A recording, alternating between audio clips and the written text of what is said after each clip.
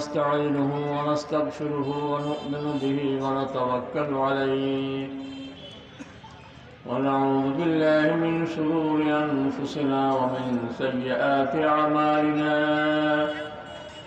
من يهده الله فلا مضل له ومن يضلله فلا هادي له ونشهد أن لا إله إلا الله وحده لا شريك له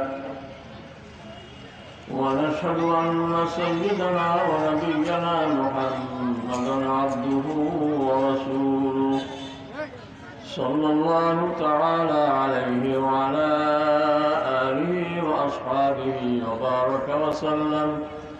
وبارك وسلم تسليما كثيرا.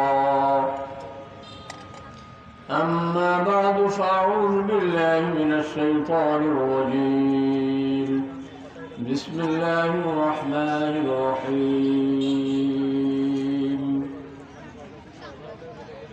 يا أيها الذين آمنوا لا تتخذوا اليهود والنصارى أولياء بعضهم أولياء بعض ومن يتولهم منكم فإنه منهم إن الله لا يهدي القوم الظالمين. وقال سيدنا رسول الله صلى الله عليه وسلم خالف اليهود والنصارى أعفوا اللحى وقصوا الشوارب. وقال عليه الصلاة والسلام من تشبه بقوم فهو منهم أو كما قال عليه الصلاة والسلام. اللهم صل على محمد وعلى آل محمد كما صليت على إبراهيم وعلى آل إبراهيم إنك حميد مجيد. اللهم بارك على محمد وعلى آل محمد كما باركت على إبراهيم وعلى آل إبراهيم إنك حميد مجيد. আলাউদ্দিন মিয়াজি জামে মসজিদ ও আব্দুল হক হাজী বাড়ি নুরানি মাদ্রাসার উদ্যোগে আয়োজিত আজকের এই বিশাল ওয়াজ ও দোয়ার মাহফিলের তৃতীয় অধিবেশনের সম্মানিত সভাপতি আলাউদ্দিন মিয়াজি জামে মসজিদের এবং অত্র মাদ্রাসার দুইটারই উপদেষ্টা শ্রদ্ধাভাজন জনাব আলী হোসেন সাহেব, এলাকার সম্মানিত মুরব্বিয়ানে কেরাম, সমবয়সী এবং ছোট ভাইয়েরা, পর্দার আড়ের আমার মা বোনেরা, আল্লাহ রাব্বুল আলামিন আমাদেরকে তৌফিক দিয়েছেন, বাছাই করেছেন গোটা দুনিয়ার মানুষ থেকে ইসলামের জন্য। আল্লাহ রহমত না হলে আমরা বাংলাদেশের মানুষ ইসলাম পেতাম না। মাঝখান দিয়ে এত বড় দেশ ইন্ডিয়া, সৌদি আরব থেকে শুরু করি পাকিস্তান পর্যন্ত একাধারে সব দেশগুলি মুসলমানদের, মাঝখান দিয়ে বিশাল একটা দেশ ইন্ডিয়া, ওখানে বেশিরভাগ অমুসলমান। এরপরে এসে 1500-2000 মাইল দূরে আবার মুসলমানের একটা থুপ, মুসলমানের একটা বিশাল জমায়েত। মাঝখান দিয়ে লোকগুলি বাদ পড়ছে, কিন্তু আল্লাহ তাআলা আমাদেরকে চয়েস করে নিয়েছে। এটা আল্লাহ তাআলার মেহেরবানি ছাড়া কিছু না।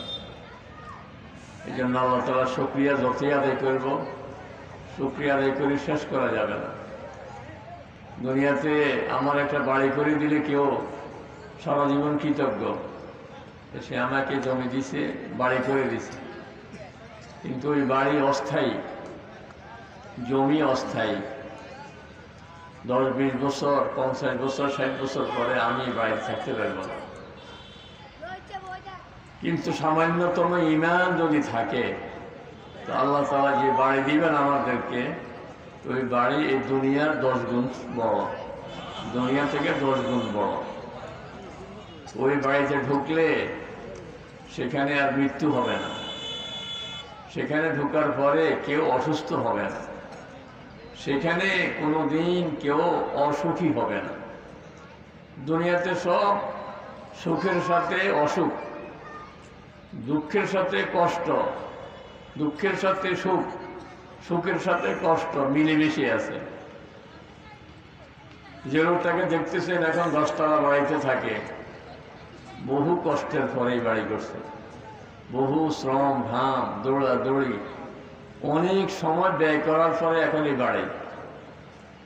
এরপরও বাড়িতে শান্তি নেই। আজকে পানির টেপ নষ্ট হয়ে গেছে, আরেকদিন কারেন্টের সুইচ নষ্ট হয়ে গেছে, আরেকদিন ওয়াল এখান দিয়ে ফাটল ধরছে, ওয়ালে নোনা ধরছে, টাইল সেটা ভাঙি গেছে, বাথরুমে ডিস্টার্ব দেখা দিচ্ছে, সমস্যা লেগেই থাকে। এক বেলা খাবার যে সামনে আসে এমনি আসে নাই। কতজনের চোখের পানি ঝরছে পেঁয়াজ কাটতে গিয়ে, চোখে ধোঁয়া ঢুকিয়ে চোখ থেকে পানি গেছে, কতজনের মাথার ঘাম ছুটছে। আপনি বাজার করছেন, বহু কষ্টের পরে খাবার আমার আর আপনার সামনে আসছে।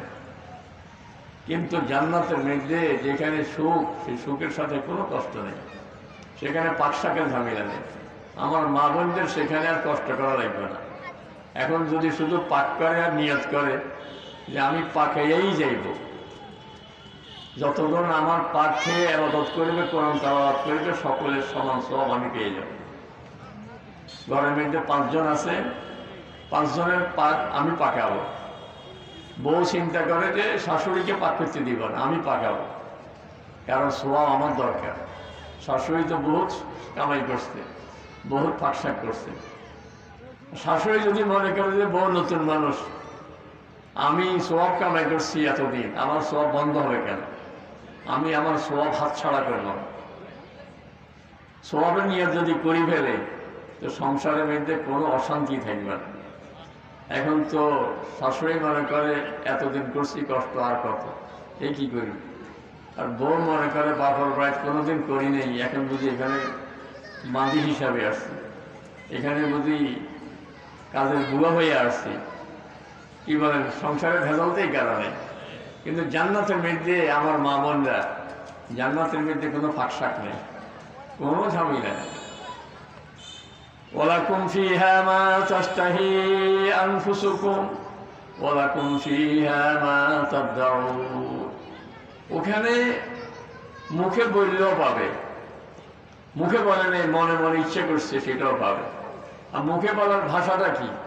দাওয়াহুম ফিহা সুবহানাকা আল্লাহুম্মা ওয়া তাহিয়াতুহুম ফিহা সালাম। তাওয়ার ভাষা হইল সুবহানাকা আল্লাহুম্মা। আপনারা তাবলীগে গেছেন না মাঝে মধ্যে, বুঝছিল এই লেখা সুবহানাল্লাহ, তো তাকে লেখা ভাই কত ডাইল লিখবো, হাতে সুবহানাল্লাহর সাথে ডাইলও বলতে হয়। এখানে সুবহানাল্লাহ কি ভাই, পানি লিখবে একটু। কিন্তু জান্নাতের মধ্যে কিচ্ছু বলা লাগবে না, সুবহানাকা আল্লাহুম্মা বলবেন, সাথে সাথে আপনি যেটা চেয়েছেন আল্লাহ তাআলা তো সেটা জেনেই গেছেন, সাথে সাথে আপনার সামনে হাজির হয়ে যায়। আনকমন জিনিস খেতে মন চেয়েছে, এখন হঠাৎ করে মন চেয়েছে অমুক পাখির গোস্তটা একটু খেতে মন চায়, একটু দুম্বার গোস্ত খেতে মন চায়, একটু উটের গোস্ত খেতে মন চায়, যাই মনে যাবে সাথে সাথে হাজির হয়ে যাবে। কোনো পাক শাকের ঝামেলা নাই, পাতিল ধোয়ার ঝামেলা নাই।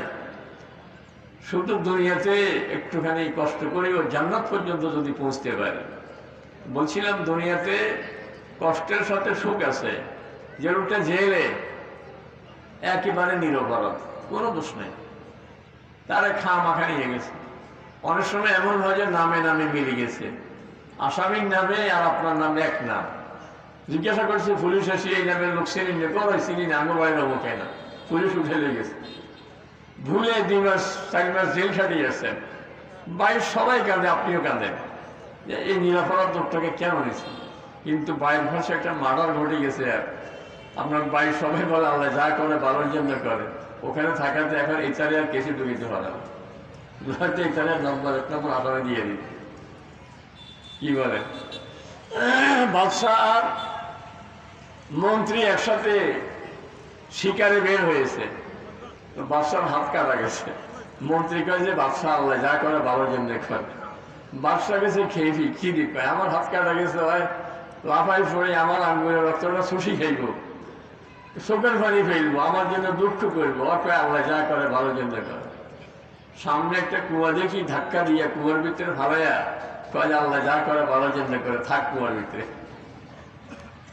আল্লাহ যা করে ভালোর জন্য করে।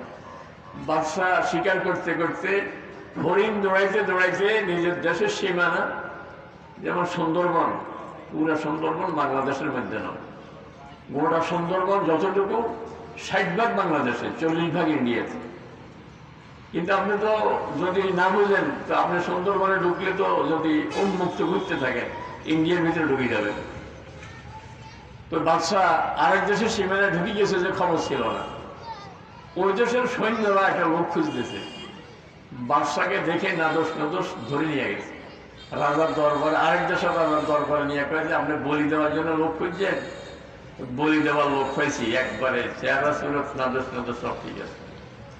বাদশাহ বলতেছে বলি দিব যে নিখুঁত লোক লাগবে, যার শরীরে কোনো কাটা চেঙা নাই, স্যাক করে দেখা যায় হাত কাটা, খোয়াইছে না এখানে দিয়ে কাম হইত না, এটা তো হাত কাটা ছাড়াই দেবে কি জন্য এইসব। বাদশাহ চিন্তা করলে হায় রে হায়, যদি হাত কাটা না লাগতো এখন কি হইত, এখন তো জবাই করে দিত, আল্লাহ যা করে। এখন বাদশাহ চিন্তা হলে রে ওই যে মন্ত্রীর কুমার ভিতরে ফালাই আসছে, যদি মন্ত্রী সাথে থাকতো হেটার তো শরীরে কোনো দাগ নাই, হেরে তো ফাঁসি দিয়ে ফেলাইতো, হেঁটে কুমার ভিতরে ফালাই দেওয়া, হেটাও তো আল্লাহ যা করে ভালোর জন্য। এই জন্য দুনিয়া যাই করে সব আল্লাহর ফয়সালা, সব মেনে নিবে, আল্লাহ জেহালে রাখে, আলহামদুলিল্লাহ। এই জন্য ইসলামের দৌলত দিয়েছেন, এমন জান্নাতের মালিক বলবো যে জান্নাতের মধ্যে কোনো কষ্ট নাই, আখিরাতে সুখের জায়গাতে কোনো অসুখ নেই, কোনো কষ্ট নেই, আর বিপদের জায়গাতে কোনো সুখ নেই। দুনিয়াতে তো অসুখ হইলে মানুষ অনেক সময় অজ্ঞান হইয়া থাকে, কিছু সময় ঘুমিয়ে থাকে, ঘুম গেলে এই 1 ঘন্টা 2 ঘন্টা একটুখানি সেই চিৎকার আর দেয় না, নিরিবিলি থাকে। কিন্তু জাহান্নামে গেলে 1 মুহূর্তের জন্য কোনো আরাম হবে না। অনাদাউ ইয়া মালিকু লিয়াকদি আলাইনা রাব্বুক, চিৎকার দিয়া জাহান্নামের যে পাহারাদার দারোগা মালিক ফেরেশতা, ওই মালিক ফেরেশতাকে দেখে বলল ইয়া মালিকু, ও ভাই মালিক ফেরেশতা, ইয়া মালিকু অনাদাউ ইয়া মালিকু দুলানা রাব্বাক, এরে আল্লাহর কাছে একটু আমাদের জন্য আবেদনটা একটু দেন না, বলেন না আল্লাহরে, লিয়াকদি আলাইনা রাব্বুক, আল্লাহ যেন আমাদেরকে শেষ করে দেয়। অনাদাউ ইয়া মালিকু লিয়াকদি আলাইনা রাব্বুক, আল্লাহরে বলেন আমাদেরকে ফিনিশ করে দিত, মারি ফেলত, আর সহ্য হয় না। মালিক ফেরেশতা এই যে চিৎকার দিবে এই লোকগুলো, দুনিয়াতে আপনি চিৎকার দিলে যেটার ইমানটা নেয় তারও দয়া আসে যায়, লোকটার কান্নাকাটিতে চিৎকারে শেষ নিজেই আর থেমে যায়। কিন্তু মালিক ফেরেশতা এই যে চিৎকার দিবে জাহান্নামীরা, 1000 বছর পর্যন্ত কিচ্ছু বলবে না, প্রতি 1000 বছর পরে একবার বলবে ক্বালা ইন্নাকুম মাকিসুন, বলবে যে এইভাবে থাকতে হবে, এইভাবেই থাকতে হবে। জাহান্নামের মধ্যে কোনো সুখ নাই, কোন রকমের 1 মুহূর্তের জন্য শান্তি নাই, চামড়া ফুটতে থাকবে আর নতুন নতুন চামড়া হইতেই থাকবে। কুল্লামা নাযাজাত জুলুদুহুম বাদদালনাহুম জুলুদান গায়রাহা, চামড়া জ্বলে যাবে, দুনিয়ার চামড়া জ্বলে গোশত পর্যন্ত ফুসলে মানুষ মরে যায়, কিন্তু জাহান্নামের চামড়া জ্বলি আবার নতুন চামড়া গজাবে, আবার জ্বলবে, আবার গজাবে, আবার জ্বলবে, আবার গজাবে, নিমেষে নিমেষে চামড়া গজাইতে থাকবে আর জ্বলতে থাকবে, যাতে খুব বেশি কষ্ট পায়। সেই জাহান্নাম থেকে আল্লাহ তাআলা বাঁচার জন্য আমাদেরকে ঈমান দিয়েছেন, কত বড় নেয়ামত দিয়েছেন আমাদের। ঈমানের দৌলত আপনারা আমার কাছে আছে। সারা দুনিয়ার যত নেয়ামত, সমস্ত নেয়ামতের চেয়ে বড় নেয়ামত, কারণ এই জান্নাতে ঢুকলে আর বের হওয়া লাগবে না। দুনিয়াতে বাড়ি থাকতে পারবো না, কিন্তু জান্নাতের বাড়িতে খালিদিনা ফিহা আবাদা লা ইয়াবগুনা আনহা হাওয়ালা, দুনিয়ার বাড়িতে থাকতে থাকতে ঢাকাওয়ালারা গ্রামে আসার জন্য ব্যস্ত। দেখছেন না, শহরের মধ্যে বাড়ার ঘর করে, এখন তো কামার বাড়ি করে, কারণ বাচ্চা টাচ্চা নিয়ে একটুখানি শহরে বেড়াইতে মন চায়। শহরের আবহাওয়া, শহরের বিভিন্ন খাবার, কিছু ফল পাকড়া, এগুলি ভালো লাগে। কিন্তু জান্নাত এমন জায়গা, কোনোদিন মন চাইবে না যে এক জায়গায় থাকতে থাকতে বিরক্ত হয়ে গেছি, কারণ বাড়ি কি ছোট নি, এই দুনিয়ার 10 গুণ। রুম তো একটা নয়, বাংলাদেশের মতো নয়, আমেরিকার মতো নয়, ইন্ডিয়ার মতো নয়, গোটা দুনিয়া মিলেই নিজের এর চেয়ে 10 গুণ বড়। এই বাড়ি থাকতে থাকতে কোনো শখ মিটবে না, কোনোদিন বের হতে মন চাইবে না। ওই ঈমান এর দৌলত আমাদের কাছে। এই জন্য আল্লাহ তাআলা মানুষকে এখন বিভাগ করছেন, একদল জান্নাতি আর একদল জাহান্নামী। একদলের নাম দিয়েছেন সবচেয়ে উত্তম, উলাইকা হুম খায়রুল বারিয়া, আর একদল হলো সবচেয়ে নিকৃষ্ট, উলাইকা হুম শাররুল বারিয়া। একদল হলো সবচেয়ে নিকৃষ্ট সৃষ্টির মধ্যে সবচেয়ে নিকৃষ্ট, যার ঈমান নাই। আর যার ঈমান আছে আর নেকামল আছে, সারা দুনিয়া তার খেদমতের জন্য, সারা দুনিয়ার পশু পাখি তার খেদমতের জন্য, এদের নাম দিচ্ছেন আল্লাহ তাআলা খায়রুল বারিয়া।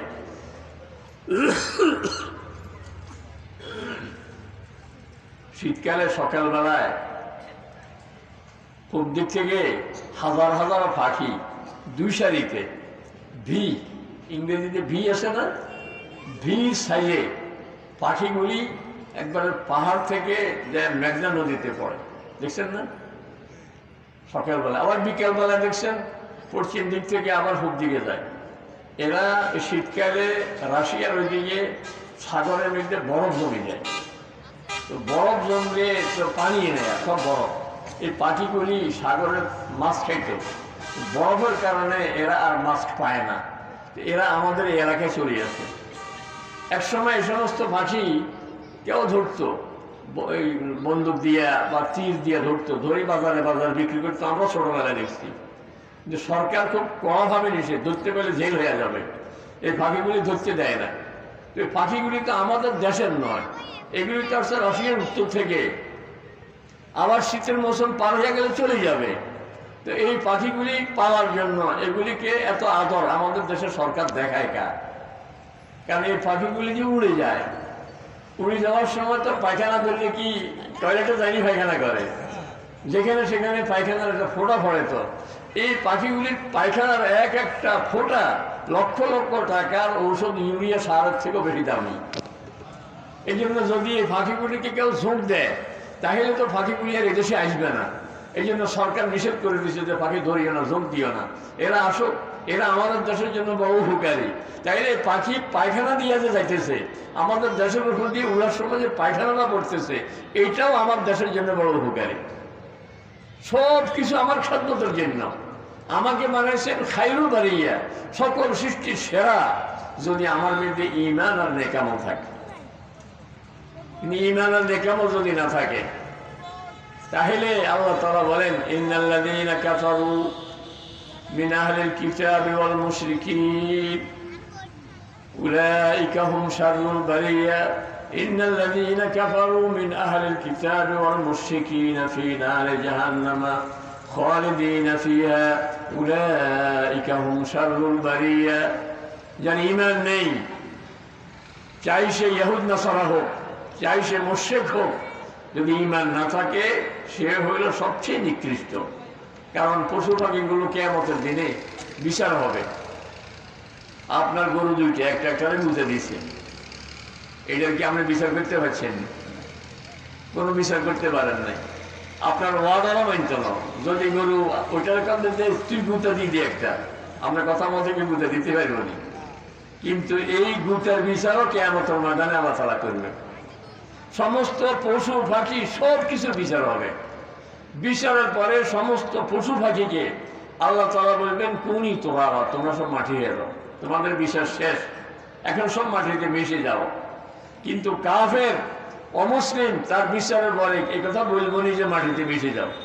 তারে তো ওয়াসিকাল্লাযীনা কাফারু ইলা জাহান্নামা যুমারা, কাফেরদেরকে জাহান্নামের দিকে শিকল বেঁধে দলে দলে নিয়ে যাওয়া হবে। তখন জাহান্নামে গিয়ে বলবে, ইয়া লাইতানি কুনতু তুরাবা, আরে যদি আমি মাটি হয়ে যেতাম। ওই যে গরুরে মাটি বানাই দিছে, ছাগলের মাটি বানাই দিছে, কুকুরের মাটি বানাই দিছে, আমার যদি মাটি বানাই দিত তো শেষ। কিন্তু আমারও তো জাহান্নামের মধ্যে ফেলে দিছে, এই জাহান্নাম থেকে বের হওয়ার আর কোনো উপায় নেই। তো আল্লাহ তাআলা ওই জাহান্নাম থেকে আমাদেরকে বাঁচিয়ে দিয়েছে। শ্রেণী করছে দুইটা, একদল হলো ফারিকুন মিন আসহাবিল জান্নাহ ওয়া ফারিকুন মিন আসহাবিস সাঈর, ফারিকুন ফিল জান্নাহ ওয়া ফারিকুন ফিস সাঈর। একদল জান্নাতে যাবে আর একদল জাহান্নামে যাবে। এবার আমরা কোন দলে থাকতে চাই? একটা বেহেশতের দল আর একটা দোজখের দল, আমরা কোন দলে থাকতে চাই? একজনে উঠছে ঢাকার বাসে, কই আমি চিটাং যাই, সবাই রাত নাই টাটা চিটাং যাইতে আসে, উঠছে ঢাকার বাসে। তো ঢাকার বাসে উঠে চিটাঙের প্রলাপ বকলে, চিটাঙের কথা বললে কাজই বনি। এই তো সময় মতো চিটাঙে যাইতে বসতে ঢাকায় পৌঁছে দিল। আবার একজন যাইতেছে ঢাকা, উঠে বসছে চিটাঙের গাড়িতে, লক্ষ্মীপুর গেছে, আরো হেঁটে কারো জিজ্ঞাসা করে না, কারণ হেটার ভাবটা এরকম, আমি কি কম বুঝিনি, আমি কি লেখাপড়া কম জানিনি। সম্মানে গেছে আর দেয় যে কিনে হুট দিকে দেখা, হেঁটে কারো জিজ্ঞাসা করতে রাজি নাই, হইতে পারে এটা মই কালে ঘুরি দিয়ে যাই, জিজ্ঞাসা তো করতে পারে কি ভাই লাকসামের দিকে রাস্তা কেন হয়েছে, তোমরা ঘুরো কা, এটার হ্যাডম এরকম, এতে কারো জিজ্ঞাসা করতে রাজি নেই। এরকম বহুত লোক আছে। পাশে টুমসর মাদ্রাসা, কোনোদিন একজন হুজুরের কাছে সে যায় না, কি কোনো আসেনি? আসেনি না নাই? কোনোদিন একজন আলেম ওলামার কাছে মসজিদে যে জিজ্ঞেস করে না, হুজুর সামছেন আমার নামাজ কেন হয়নি, জিজ্ঞাসা করে না। এটা ঠেড়ো হইলো আমি কি কম জানিনি। কিছু লোক আছে এই যে বাইরের কাছে মাহফিল, আজকে মাহফিলও আসে নাই, এটার খেয়াল হইলে আরে হুজুর হুজুর কিসের ওয়াজ, ইউটিউবে এত আরো কত সুন্দর সুন্দর ওয়াজ আছে, কি বলে এরকম লোক আছে না? এতে সমস্ত অসন্ত রাজি নেই, বা ইউটিউবের ওয়াজ শুনবো আরো সুন্দর সুন্দর, ল্যাবের ভিতরে শুয়ে শুয়ে শুনুন যায়, এই তো শীতের ভিতরে কষ্ট করে শুনুন লাগতো না।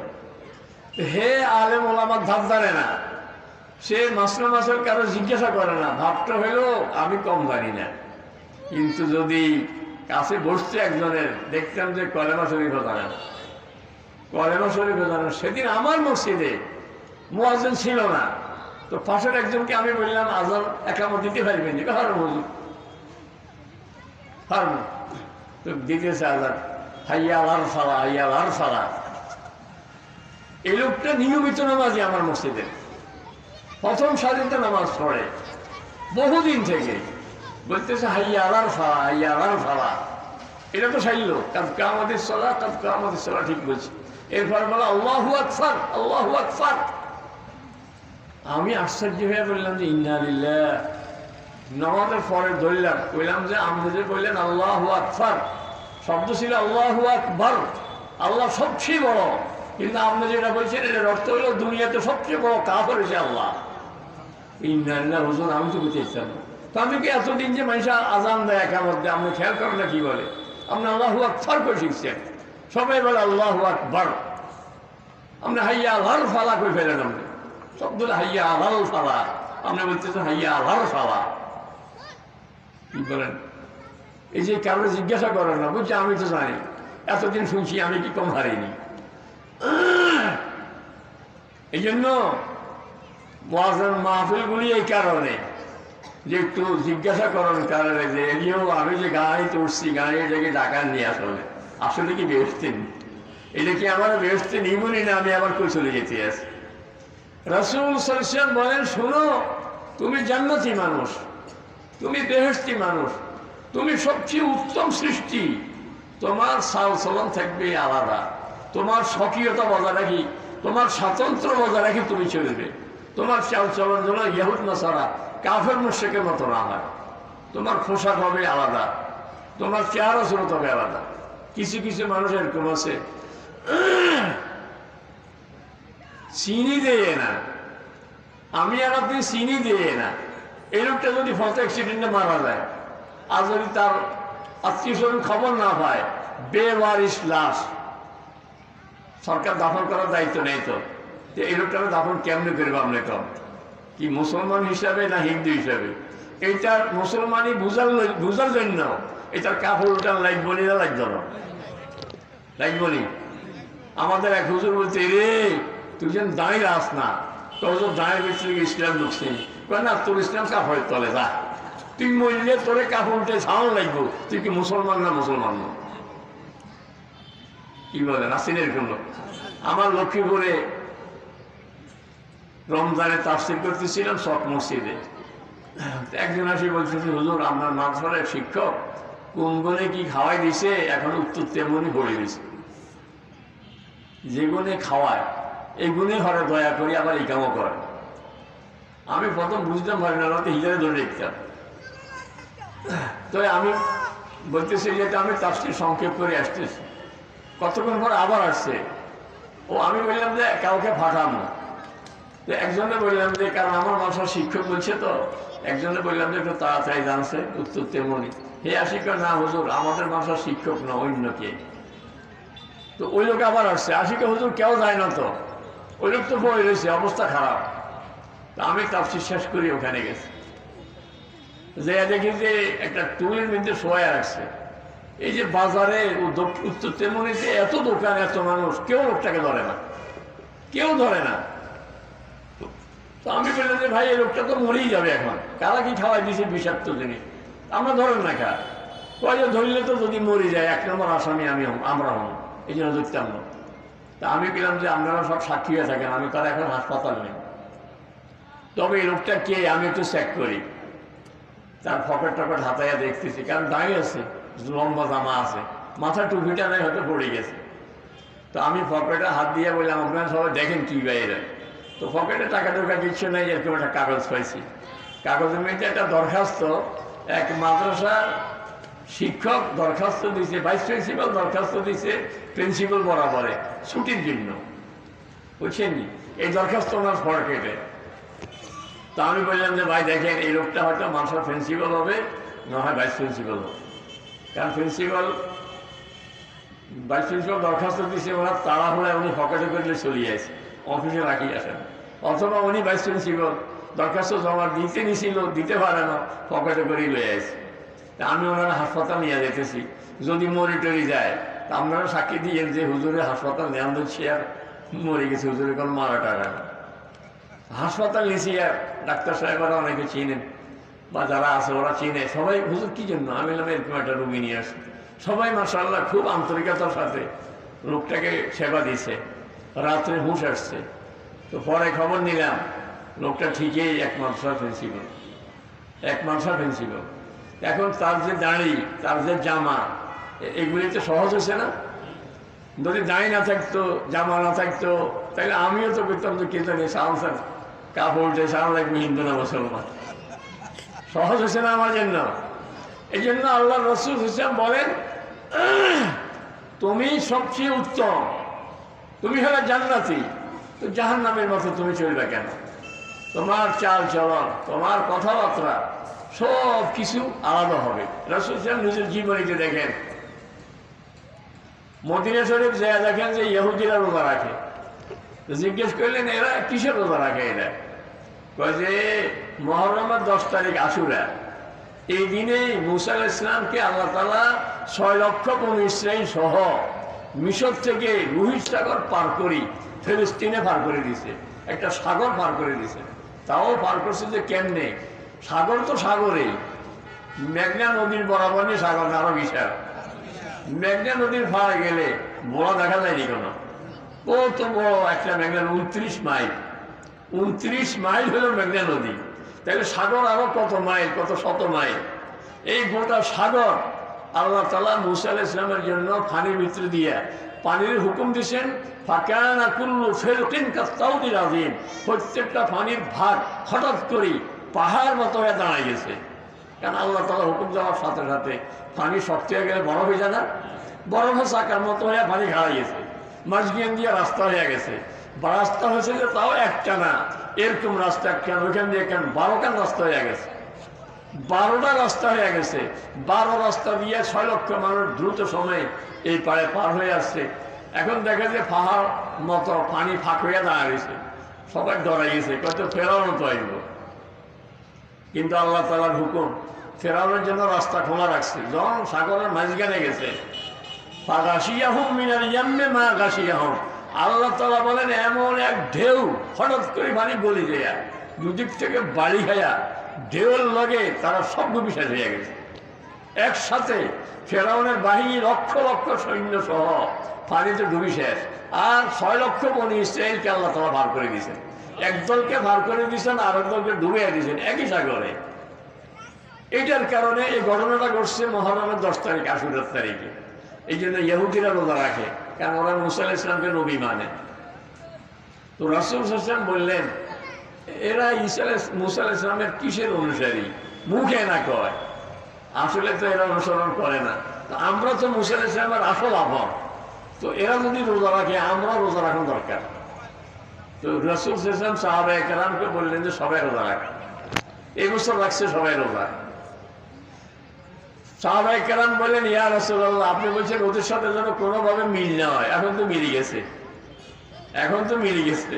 কয় না, লাইন হাইতু ইলা কাবিরিন লা আসুমান্না তাসি, আল্লাহ যদি আগামী বছর মাসে রাখে তাহলে আমি 10 তারিখের সাথে আরেকটা রোজা রাখবো। ওরা রাখে একটা, আমি রাখবো কয়টা? 2টা। এই জন্য সারা বছরে রোজা একটা রাখা কোনো বাধা নেই। আপনি যেদিনই মনে হচ্ছে একটা রোজা রাখতে পারবেন। মনে হচ্ছে আগামীকাল বৃহস্পতিবার রোজা একটা রাখতে পারেন, কিন্তু মুহররমের 10 তারিখে রোজা যদি রাখতে চান 2টা রাখা লাগবে। এছাড়া সারা বছরের রোজা একটা কোনো বাধা নেই। যেদিন মনে চায়, যে মাসে মনে চায় রাখতে পারবেন। কিন্তু আশুরা রোজা রাখলে কয়টা রাখতে হবে? কারণ আশুরা রোজা ইহুদিরা রাখে, এই জন্য আমরা এদের সাথে মিলি চলতাম না। আমাদের রাখবো 2টা, এটার রাখে একটা, এদের সাথে যেন অমিল হয়। রাসূল সাল্লাল্লাহু আলাইহি ওয়াসাল্লাম হজ করতে যাবেন, মক্কা শরীফের লোকেরা আরাফাতের ময়দানে যায় না, এরা ফজর থেকে যাইয়া ফিরে আসে। আরাফাতের ময়দানে যায় না কেন? কারণ মক্কা শরীফের মধ্যে ছবিতে দেখছেন না, হয় বাইতুল্লাহ শরীফের ছবি দেখছেন না? বাইতুল্লাহ শরীফ হলো একটা কালো গিলাফ লাগানো ঘর। এই ঘরের তোয়াফ করে সবাই। যে জায়গায় তোয়াফ করে ওই জায়গাটা হলো একটা মাঠ, একবারে খোলা জায়গা, ওইটারে বলে মাতাফ, তোয়াফের জায়গা। কয়েক লক্ষ মানুষ একত্রে ওখানে তোয়াফ করতে পারে, নামাজ পড়তে পারে। মাতাফের বাহিরে 4 তলা মসজিদ, মাটির নিচে 1 তলা, মাটির উপরে 3 তলা, বিশাল মসজিদ। কয়েক লক্ষ লোক এই মসজিদে নামাজ পড়তে পারে। এই মসজিদকে বলে মসজিদে হারাম। তাহলে মাঝখানে বাইতুল্লাহ, চাইরে পাশে তোয়াফের জায়গা, মাঠ। তোয়াফের জায়গার বাইরে দিয়া মসজিদে হারাম। মসজিদে হারামের বাইরে কোনো দিকে 3 মাইল, কোনো দিকে 4 মাইল, কোনো দিকে 6 মাইল সীমানা দেওয়া আছে। এটার নাম হারাম শরীফ, এটাকে বলে হারামের সীমানা। এই সীমানার ভিতরে কোনো অমুসলিম ঢুকতে পারবে না, এখনো কোনো অমুসলিম ঢুকতে পারবে না। শেষ জামানায় দাজ্জাল বের হবে, দাজ্জাল ওই সীমানার ভিতরে ঢুকতে পারবে না, কারণ আল্লাহ তাআলা ফেরেশতা দিয়ে ভাড়া দেয়, দাজ্জালকে ঢুকতে দিবে না। এই সীমানার ভিতরে কেউ যদি একটা খরগোশ দেখে ধরতে পারবে না, এটা হরিণ দেখছে ধরতে পারবে না। ওখানে অনেক নিম গাছের চারা আছে, গাছ আছে, একটা ডাল ভাঙ্গিয়া আপনি মেশক দিয়ে করবেন, পারবেন না। ওখানে কোনো গাছের ডাল ভাঙ্গা যাবে না, গাছ কাটা যাবে না, মানে এত পবিত্র জায়গা।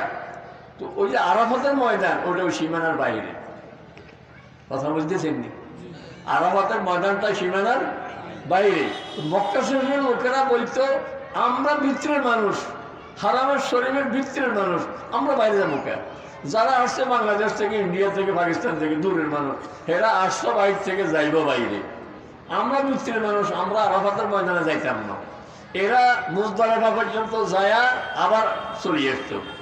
আল্লাহ তাআলা বলে দিলেন, সুম্মা ফিদু মিন হাইসু আফাদান নাস। না না, এরকম হবে না। ওদের সঙ্গে তাল মিলিয়ে হজ করলে হজ হবে না, বরং আরাফাতের ময়দান থেকে তারপরে আসতে হবে। এই জন্য প্রত্যেকটা কাজে রাসূল সাল্লাল্লাহু দেখাই দিয়েছেন যে না, আমাদের সাল চলনে তাদের সাল চলনে মিলবে না।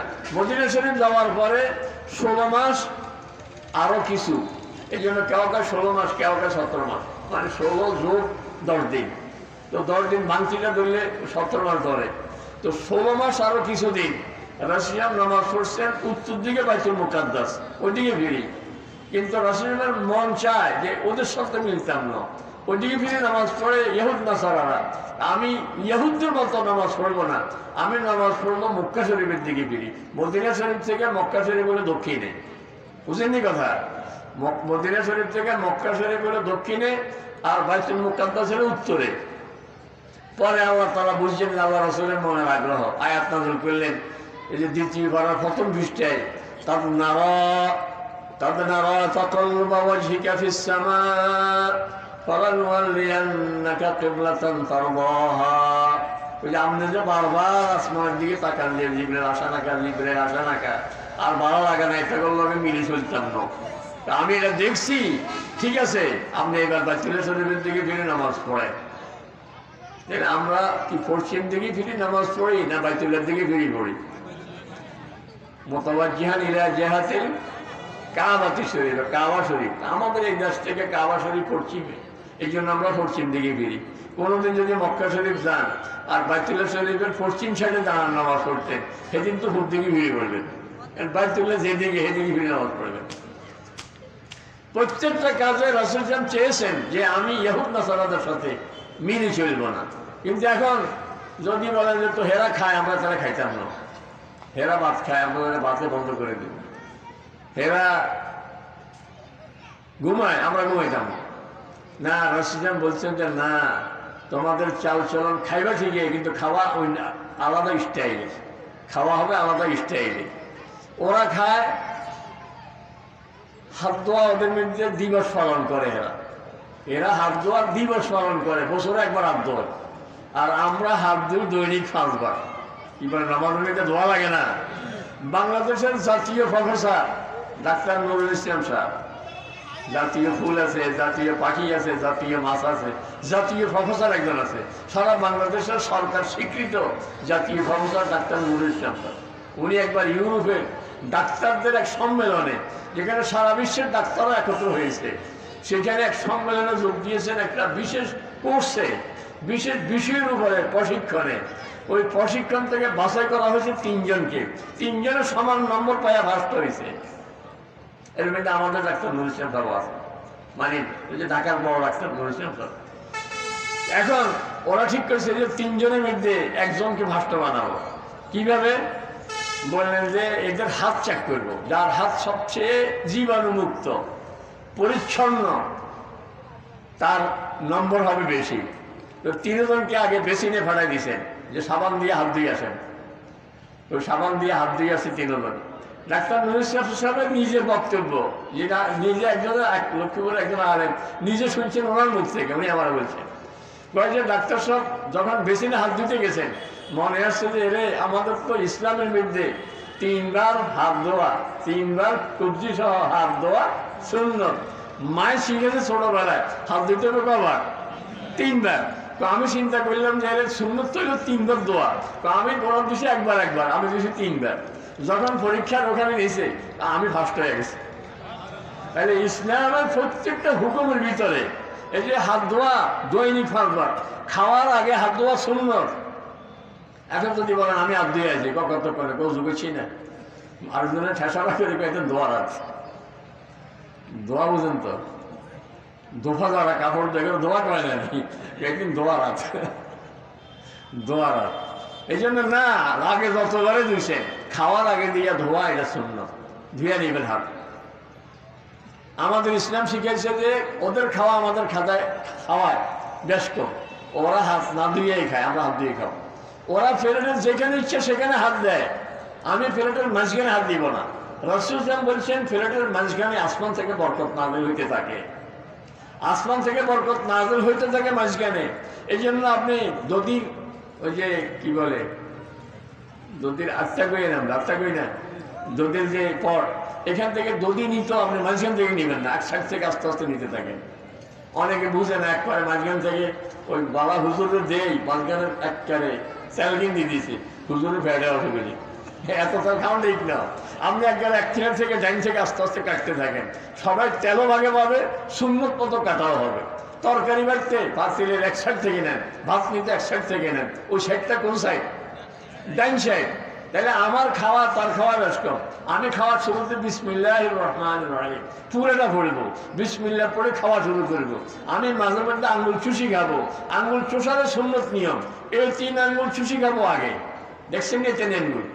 কারণ রসের তো রুটি খেতে 3 আঙ্গুল লাগা যায়, বুড়া আঙ্গুল, সাদত আঙ্গুল, মাঝখানের আঙ্গুল, এই 3 নিয়ে এই 3 গাল চুষবেন আগে, এই 2 গা চুষবেন আর পরে। এই 3 গার মধ্যে কুঙ্গা আগে কুঙ্গা পরে, এটার কোনো কিতাবে নাই, আমাদের ইচ্ছা যেমন সুবিধা মনে করেন। তবে এই 3 গা আগে, আর এই 2 গা হচ্ছে পরে। বুঝে আসছেনি? তাহলে আমার আঙ্গুল সুশি খাওয়ার সিস্টেমও আছে, এরপরে আমার পানি খাওয়ার সিস্টেমও আছে। পানি তো আমি ডাইন হাতে গ্লাস ধরবো, এখন ডাইন হাতে ধরলে আর কেউ তো গ্লাস ধরতে পারত না। এই জন্য আমি বাম হাতের সহযোগিতা নিছি, কিন্তু গ্লাসটা রাখছি এখানে। কথা বুঝে আসছেনি? গ্লাস রাখছি ডাইন হাতে, ধরতে পারতেছি না, কারণ আঙ্গুল এগুলো সব লাগিয়ে যাবে। ডাইন হাতের তালুতে বসাইয়া বাম হাতের সহযোগিতা নিয়ে পানিটা খাইতে আছি, কিন্তু শুধু এভাবে বাম হাত দিয়ে খাবো না, কারণ বাম হাত দিয়ে খায় বানরে। বাম হাতে খায় যে বানরের জীবনও কোনোদিন ডাইন হাতে খায় না। এই জন্য বাম হাত দিয়ে খাবেন না, খাইবেন ডাইন হাত দিয়ে। তবে খাওয়ার সময় যেহেতু ডাইন হাতে কিছু জুটা লেগে আছে, এভাবে খাওয়ার শেষে একটু মুসি খাবেন ফ্লেটটা, কারণ ফ্লেট মুসি খাওয়াও সুন্নত। কারণ রসিজাম বলেন কোনটার মধ্যে বরকত তুমি জানো না। দেখছেন নি গরম মুরব্বিল্লায় আঁশ একটা রাঁধছে ভিন্ন, আর সবার জন্য রাঁধছে একটা ভিন্ন। কয় না এটার থেকে একটা টুকরোও করা যান যাইত না, কারণ আঁশের তেল কোনটার ভিতরে এটা খাইলে হারা শীতের সময় বুড়া বাড়া থাকবো। করেন এরকম আঁশের টুকরো আর করে দিলে কি হয়? কারণ না এটা বুড়া একলা খাইবে, এটা দরকার হলে একবেলা খাইতো না খাইলেও 2 বেলা খাইব। করেনি? কারণ কোনখানে শক্তি এটা বুঝে না। তা আল্লাহ রাসূল বলেন খাওয়ার ক্ষেত্রে তুমি মুসি টুসি সুন্দর করে খাইও, কারণ বরকত কোনখানে তুমি জানো না। তুমি কত রাখি দিলে বরকত চলে গেছে, খাইলাম এত সুন্দর করি আসলটাই রয়ে গেছে। এই জন্য প্লেট মুসি খাওয়া এটাও সুন্নত। খাওয়ার শেষে আলহামদুলিল্লাহ বলা এটাও সুন্নত। তারাও খায়, আমরাও খাই। আমাদের এক হুজুর হোটেলে খাইতে বসছে, তো ওই হাড্ডি টাড্ডি একটু সাবাই সুবাই খায়। 2 জন ভদ্র মানুষ প্যান্ট শার্ট পরা, সেগুলো সহ্য হয় না, হোটেলে ওই সাবাই খায় ইয়েতে।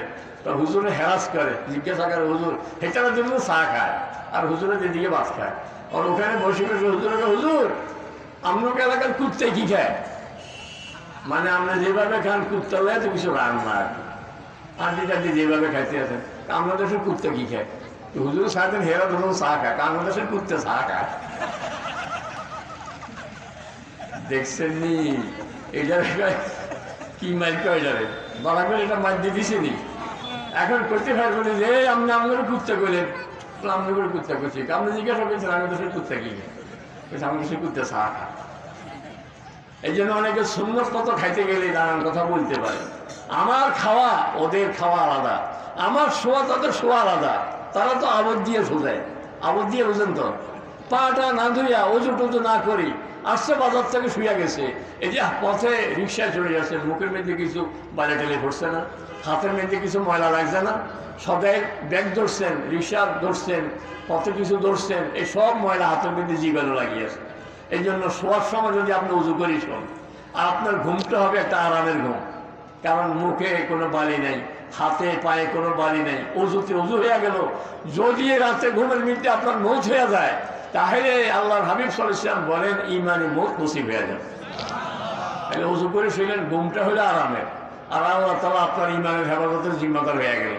শুয়ে শুয়ে এখন আয়াতুল কুরসি পড়েন, সাইকুল কুল ইয়া আইয়ুহাল কাফিরুন কুল হুয়াল্লাহু আহাদ কুল আউযু বিরাব্বিল ফালাক কুল আউযু বিরাব্বিন নাস পড়ে হাতের মধ্যে ফু দিয়া সারা শরীর মুছি দেন, গা বন্ধ হয়ে গেছে। ঘরের মধ্যে আপনার চোখ ঢুকতে পারবে না। আল্লাহর হাবিব বলেন যে ঘরে আয়াতুল কুরসি রাত্রে পড়া হয়, ওই ঘরের মধ্যে চোখ ঢুকতে পারবে না। তাইলে পড়লেন, সোয়াবের সোয়াব হয়ে গেল, ঘর বন্ধ হয়ে গেল, সারা শরীর বন্ধ হয়ে গেল। কি বলেন? আরামের একটা ঘুমও হইল। কেন আমার শোয়া আর অমুসলমানের শোয়া এক হইল নি। তার শোয়ায় কোনো উজুও নেই, দোয়া কালামও নাই। সে শুইতে শুইতে টেলিভিশনের ওই চাবি হাতের মধ্যে লইয়া, কি করে রিমোট, এই রিমোট হাতের মধ্যে লইয়া শুয়ে রয়েছে, আর টেলিভিশন থেকে ছায়া রয়েছে। টেলিভিশন চলতেই আছে, তার ঘুম আসে গেছে। এই অবস্থায় এরপরে ঘুম থেকে উঠে আবার টেলিভিশন বন্ধ করে, এই অবস্থায় তো ঘুম যায়। সকালবেলায় উঠতে আমি ঘুম থেকে জাগার সঙ্গে সঙ্গে, কারণ আমি সারাক্ষণ ঘুমেছিলাম 5 ঘন্টা 6 ঘন্টা, আমার আমল নামাটা অফ ছিল। আমার আমল নামা লেখা ফেরেশতারা অফ করে রাখছে, কারণ ঘুমের ঘরে আমি কিছু বললেও ফেরেশতারা লেখে নাই, কারণ খাবার মেয়েদি কি হয়েছে না হয়েছে সব বাদ। ঘুম থেকে উঠার পরে আমার মুখ থেকে প্রথম শব্দ বের হয়েছে এবার আলহামদুলিল্লাহ। কি বলে এটা বাইরেছে না? আলহামদুলিল্লাহিল্লাযী আহইয়ানা বা'দা মা আমাতানা ওয়া ইলাইহিন নুশুর। সূরাটা না পড়লে আলহামদুলিল্লাহ তো পারি, ওই আল্লাহর প্রশংসা যে আল্লাহ ঘুম তো মতের মতেই আসিল, এই ঘুমের পরে আবার ঘুম থেকে জাগাইয়া তুলছে যে আল্লাহ। কত মানুষ ঘুম গেছে আর জাগে না, ঘুম গেছে আর জাগে না। আমাদের কুমসরে একজন খুব নাম করা মানুষ আসর আগে দিয়া একজনে দেখ শাসি আমাকে ক্ষমতা কেন লে আস, তো ক্ষমতা কোনানে তোর শাসায় কাকায় খেতে হবে, তো কাকা কই ঘুম যায়, তো কাকা তো কোনোদিন এতক্ষণ ঘুম যায় না, এখন তো আসর আজান দিব কি ঘুম যায়, না থাক ঘুম যায়। তো শাসি আমার লাগে সন্দেহ হয়, কাকা তো আরো আগে উঠে মসজিদে যায় সেদিন মরে গেছে। এরকম রাতও মরতে দেখছি। লক্ষ্মীপুরের একজন আমার বাসার কাছে নাতিরে কোনো লইয়া ঘুম যায় গেছে, সকালবেলায় নাতিও করতে পারতো না, সবাই দেখে যে উনি মরে রয়েছে, নাতি কোলে রয়েছে, উনি মরে রয়েছে। এই যে ঘুম থেকে উঠে আমি বলি আল্লাহ ঘুমের মধ্যে আমার জানাশোনা কত মানুষ মরে রয়েছে, আপনি যে ঘুমের থেকে আমার আবার জাগাই তুলছেন, আল্লাহ আপনার শুকরিয়া। আরো কিছুটা হায়াত দিয়েছেন, দুনিয়াতে কিছু থাকলে কিছু ইবাদত করে যেতে পারবো, আখিরাতের জন্য আর একটু তৈরি করে নিতে পারবো। আল্লাহ এই জন্য আপনার শুকরিয়া আদায় করি। আমার ঘুম থেকে জাগা সিস্টেম ভিন্ন, ওরা তো ঘুম থেকে জাগে কোড়ামড়ি দিয়া, মাগো মা বাপরে বাপ এগুলি কয়ে তো তারা কোড়ামড়ি দেয়। কিন্তু আমার ঘুম থেকে জাগা হলো দোয়ার মাধ্যমে। ঘুম থেকে উঠি আমি মেসওয়াক খুঁজি, আমি টয়লেটে ঢুকার সময় আমার আবাদত, কারণ কোন পা দিয়ে ঢুকতেছি, কি দোয়া পড়তেছি, সব সিস্টেম আমার আলাদা আলাদা। এই জন্য যেটা তারাও করে আমরাও করি, সেগুলি আমার হাবিব বলে দিয়েছেন, না তোমার করা তাদের করা ব্যস্ত, তোমার চলা তাদের চলা ব্যস্ত। এক বুজুর্গ বলছিলেন যে সহজ 3টা কাম, কয়টা মনে থাকবো নি, সহজ 3টা কাম, এই 3টা কাম যদি করতে পারো সোজা বেরোতে চলে যাবে। এক কাম হইল ডাইন বাম ঠিক করে দেওয়া। কি করা? ডাইন বাম ঠিক করে দেওয়া। কারণ আমার প্রতি মুহূর্তে ডাইন বাম আছে, আমি এখন ঘর থেকে বের হবো ডাইন পা দিয়া না বাম পা দিয়া, কি বলে 5টা দাম লাগবো, তো ডাইন বাম ঠিক করেছি। এখন রাস্তায় আসি রিক্সাতে উঠবো, গাড়িতে উঠবো, ডাইন পা দিয়া উঠবো না বাম পা দিয়া, আমি টয়লেটে ঢুকবো ডাইন পা দিয়া না বাম পা দিয়া, আমি মসজিদে ঢুকবো ডাইন পা দিয়া না বাম পা দিয়া।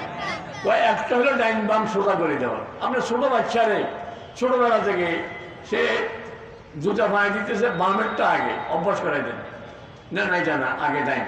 এই কয়েকদিন অভ্যাস করা দেখলে দেখবেন বাচ্চা জীবনে আরো 70 বছর হলে তারা বাঁচাইব, 80 বছর বাঁচব। কিন্তু আমরা ছোটবেলায় অভ্যাস করাই দিলেন ডাইন ব্যায়াম, জীবনও জুতা করতে আগে বামটা করতে না, ডাইনটা আগে করব। কথা বুঝে আসছে, কিছু নিতে বাচ্চা আসছে বামা বাড়াইছে, আপনি বলবেন জানা না নিতে হলো ডাইন হাতে, অভ্যাস করে নিলে ডাইন হাতে বাম হাত বাড়াইলে দিবেন না, দিবেন আপনি ডাইন হাতে, ডাইন হাত না বাড়াইলে দিবেন না। অভ্যাস করা দিলে সারা জীবন অভ্যাস হয়ে যাবে, সে কারোর থেকে কিছু নিতে জীবনও বাম হাতে নিবে না, কোনাতে নিবে, ডাইন হাতে নিবে।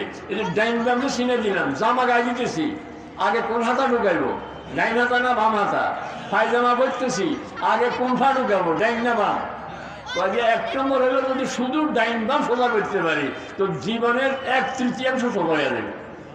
কারণ জামা গাছ দিতেও ডাইন বাম, জামা খুলতো ডাইন, খোলার সময় আবার বাম আগে, জুতা ফুটতো ডাইন বাম, খুলতো ডাইন বাম, মসজিদে ঢুকতো ডাইন বাম, টয়লেটে ঢুকতো ডাইন বাম, ঘরে ঢুকতো ডাইন বাম, গায়ে ঢুকতো ডাইন বাম, আসেন না নাই? কাজে ডাইন বাম যদি সোজা করতে পারি তাইলে বেরোতে যাওয়ার রাস্তা 3 ভাগের 1 ভাগ আগে গেছে, 30 মাইলের 10 মাইল হারিয়ে গেছে, আর 20 মাইল আছে। এই একটা। আরেকটা হইল সিনা অসানা সামানে শুধু সালাম দেওয়া, ছোট বড় নাই। এই যে ছোট গেলে এটারা সালাম দিতাম না, বরং মনে মনে জি বেয়াদ কোন সালাম দেয় না, কি মানসা ধরে, কোন মানসা ধরে যায় হিয়ারে কয় কি হওয়া যেরকম বেয়াদব ওস্তাদও বেয়াদব, দেখছেন যে না কথা কত মারাত্মক কয়, মানে আমারও বেয়াদব বানাই দেয়।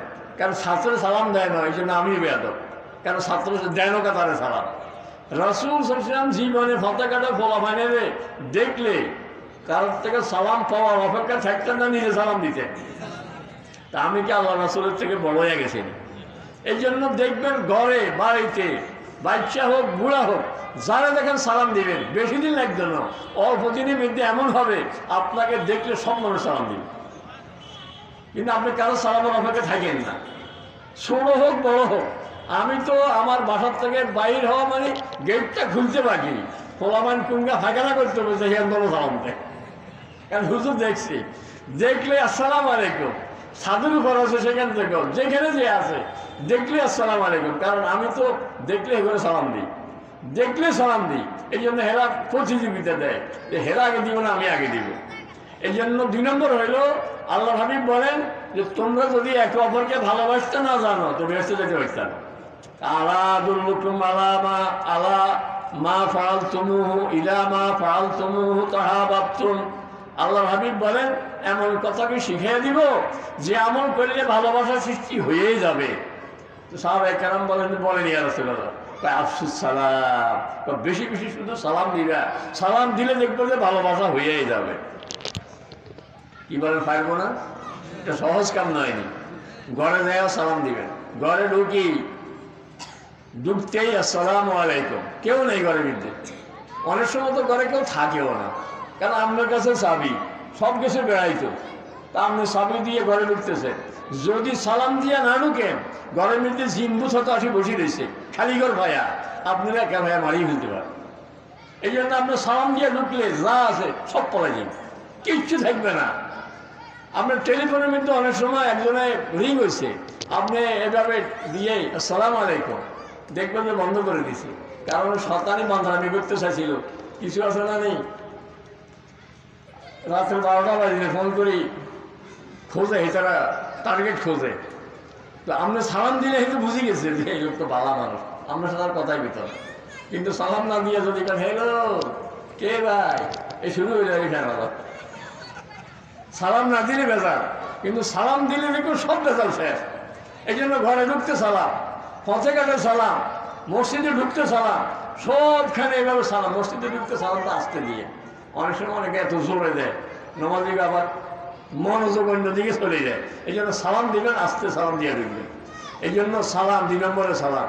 3 নম্বরে সবসময় মুখের মধ্যে জিকির রাখা। একটা জিকির আছে যেটা করতে ঠোঁট লড়ায় না, লা ইলাহা ইল্লাল্লাহ। আপনারা আমার দিকে তাকায় থাকলে দেখবেন আমার ঠোঁট লড়ায় না, লা ইলাহা ইল্লাল্লাহ। ঠোঁট লড়ছে নি? ঠোঁট লড়ায় না, জিহ্বা লড়ছে বলছে, ঠোঁট লড়ায় না। এই জন্য দূর থেকে দেখলে আপনি বুঝতেন না আমি যে জিকির করি। কিন্তু এখন তো সুবিধা হচ্ছে মাস্ক লাগানো থাকে, মাস্ক লাগানো থাকলে ভিতরে ঠোঁট লড়ায় না, না লড়ে, কেউ দেখতো না। আপনি বলতে থাকেন হাঁটতে হাঁটতে সুবহানাল্লাহ সুবহানাল্লাহ সুবহানাল্লাহ সুবহানাল্লাহ আস্তাগফিরুল্লাহ আস্তাগফিরুল্লাহ।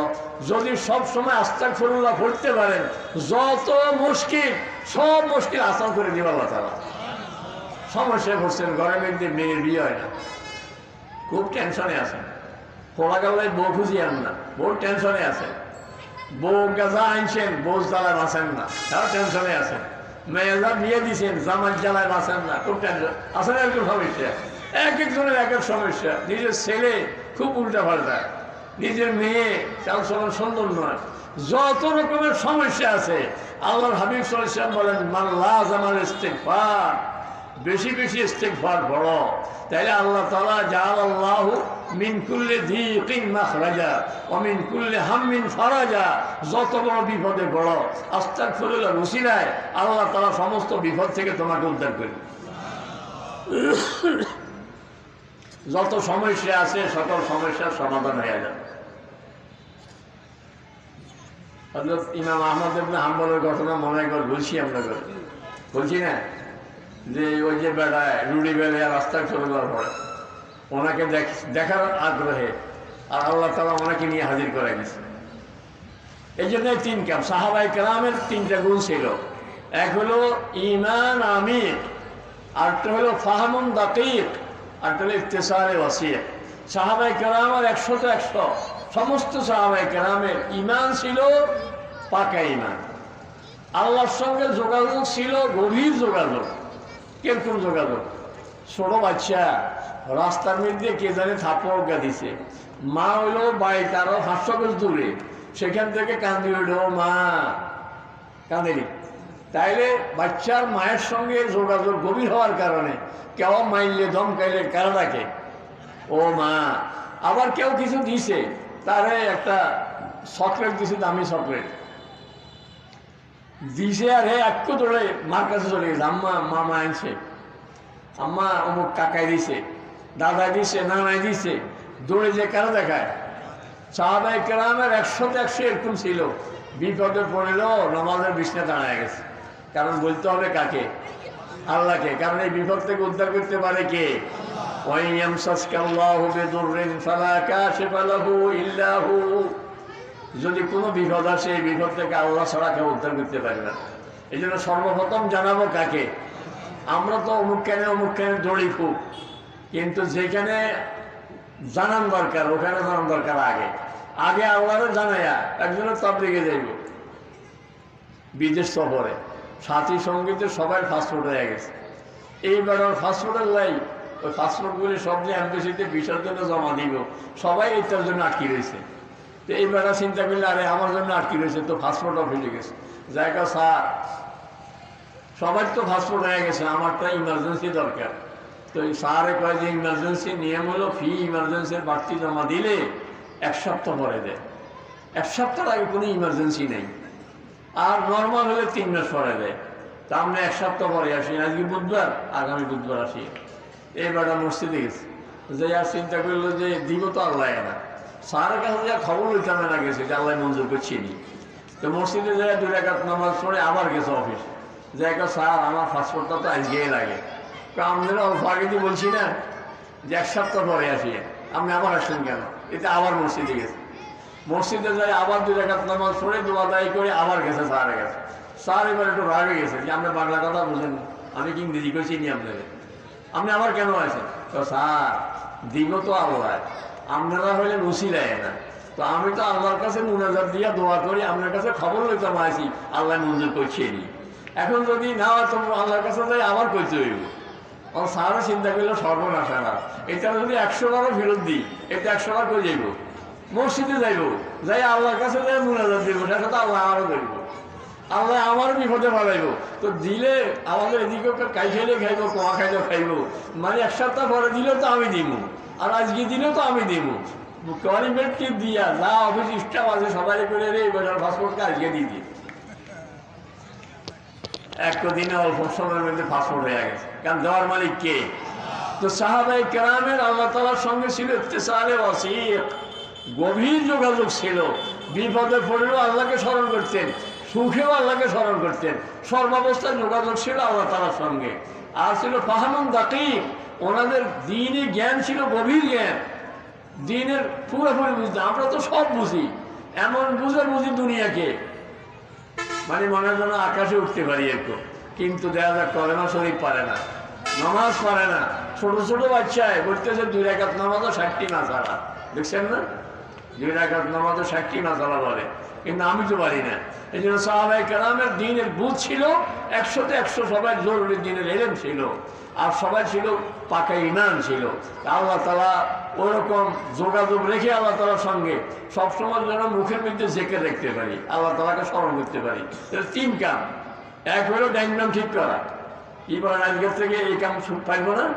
মাঝে মাঝে বাথরুমে ডাইন পা ঢুকি যায়, ডাইন পা ঢুকি গেলে বাইরে যায় না, আবার বাইরে আসে, বাইরে হইয়া আবার নতুন করে বাম পা দিয়ে মসজিদে ঢুকতে মাঝে মধ্যে হয়তো বাম পা ঢুকি গেছে, আগে খেয়াল করেন না, টাকাটা জমার ধরনও নাই, দৌড়ে চলে গেছেন, বাম পা চলে গেছে, বাইরে আসেন, আবার বাইরে আসেন যে না আগে ডাইন পা ঠিক করি, আগে ডাইন পা দিয়ে ঢুকবো। এরকম কয়েকদিন নিজে ট্রেনিং দেন, অভ্যস্ত করেন, দেখবেন যে ডাইন বাম সব সোজা হয়ে যাবে। এই জন্য ডাইন বাম সোজা করবো, বেশি বেশি সালাম দিব।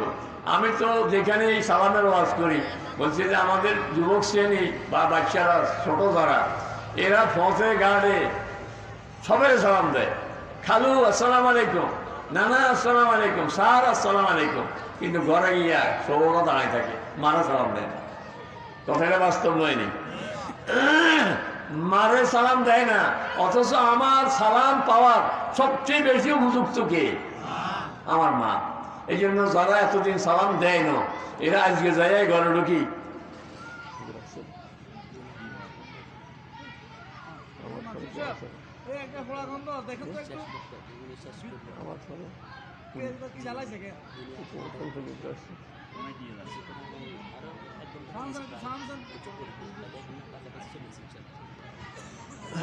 এই জন্য বলছে আজকে যাই যদি সালাম দেন, বলতে পারবেন যে হুজুর আগে ওয়াজ করছে এই জন্য দিছি না, আরেকদিন দিলে কি করবো, কি হঠাৎ করে সালাম কেমনে দিস কি করবেন আপনি? কেউ লাগে যা ঈদ আসে দেয় কত সালাম দেয়, কিছু আমার কারণ আমার কাছে তো সালাম এমনি দেয় না, ওই ঈদের সময় সালাম দেয়, জায়গা দলবানি সালাম দেয়, কারণ ঈদের সময় কিছু বকশিস দিব, কিছু স্বার্থে সালাম দেয়। আমরা কি স্বার্থে দিব না নিঃস্বার্থে দিব? নিঃস্বার্থে দিব। সালাম দিলে আমরা যদি বাজারে যাতে যাতে সালাম দেন আসসালামু আলাইকুম, এক হুজুরের সালাম দিচ্ছেন, উনি বলছেন ওয়ালাইকুম আসসালাম। একজন বুড়া মানুষের দিচ্ছেন আসসালামু আলাইকুম, বলতেছে ওয়ালাইকুম আসসালাম, মানে বলতেছে আল্লাহ তোরে শান্তিতে রাখো, তোরে নিরাপদে রাখো, তোরে সুখে রাখো। 100 মানুষের দোয়া লইয়া বাজারে গেছেন, আপনার পকেটের টাকা কেউ নিতে পারত না, কারণ 100 লোকের দোয়া আছে আপনার টাকার পিছনে, কারণ বলছে আল্লাহ তোরে নিরাপদে রাখো, শান্তিতে রাখো। বুঝেন না কথা? আপনার মাকে সালাম দিচ্ছেন, মা বলতেছে ওয়ালাইকুম আসসালাম, তবে সালাম দেওয়া সুন্নাত, সালামের জবাব দেওয়া ওয়াজিব। কারণ আল্লাহ তাআলা বলছেন ওয়াইদা হুইয়িতুম বিতাহিয়াতিন ফাহাইয়ু বিআহসানা মিনহা আও রুদ্দুহা। আল্লাহ তাআলা বলেন যদি তোমাদেরকে কেউ সালাম দেয় তো সালামের জবাব দিবা আরেকটু সুন্দর ভাষায়। আমি বলছি আপনারা আসসালামু আলাইকুম, আপনি যদি বলেন ওয়ালাইকুম আসসালাম ওয়া রাহমাতুল্লাহ, আপনি রাহমাতুল্লাহ বাড়াই দিচ্ছেন না, তাহলে আল্লাহ কয়েক কেনা সুন্দর করে জবাবটা দিও। আও রুদ্দুহা, আর যদি বাড়তি না কইতে হারো তাহলে কমপক্ষে ওই বেড়া যে দূর করছে হেদুর কও, যে আমি বলছি আসসালামু আলাইকুম, আপনি বলবেন কমপক্ষে ওয়ালাইকুম আসসালাম। কথা বুঝে আসেনি? তাইলে সালামের জবাব দেওয়া ওয়াজিব। অনেকেই শুধু মাথা লাড়ে, মুখ কেন লাগতে রাজি নেই।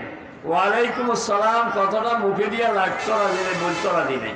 এই জন্য স্পষ্ট করে শুনে বলবো ওই লোকের হাসি দিলে, কেউ যদি হাসি দিয়া আলহামদুলিল্লাহ বলে, ইয়ারহামুকাল্লাহ বলা এটাও মুসলমানের উপর হক।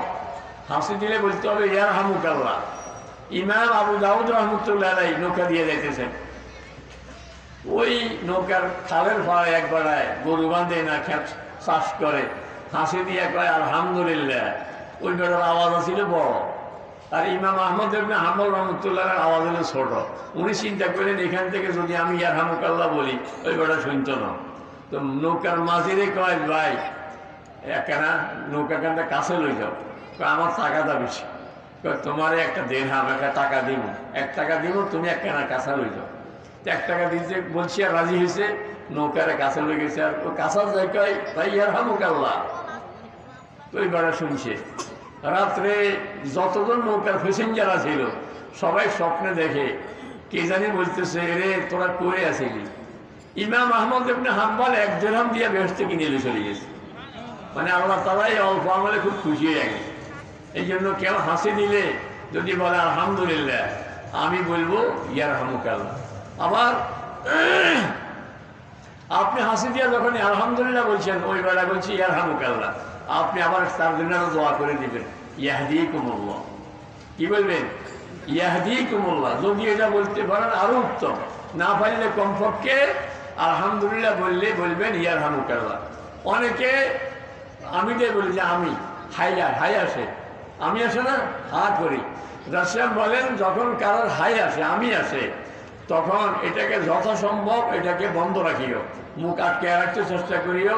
আর যদি মুখ খুলে যায় তাহলে বাম হাত দিয়া এটাকে বন্ধ করে রাখিও। কারণ কেউ যখন আমি দিয়া হাই তুলে যখন আহ বলে তো শয়তান হাসে, শয়তান হাসে। এই জন্য শয়তানকে হাসাবো না, এইটা মুখ বন্ধ করে রাখবো, হাত দিয়া হলেও মুখ বন্ধ করে রাখবো। কথা বুঝে আসছেনি? আর এই করোনায় আমাদেরকে কিছু কিছু ইসলামের কথাই শিখেছে। এই যে আমাদের প্রধানমন্ত্রী বলছেন যদি কিচ্ছু না থাকে তাহলে কমপক্ষে হাসি দেওয়ার সময় হাত কেমনে আমরা রাখলেন। কি বলেন? প্রধানমন্ত্রী বলছেন এই কথা। এই জন্য এটা তো ইসলামের কথা।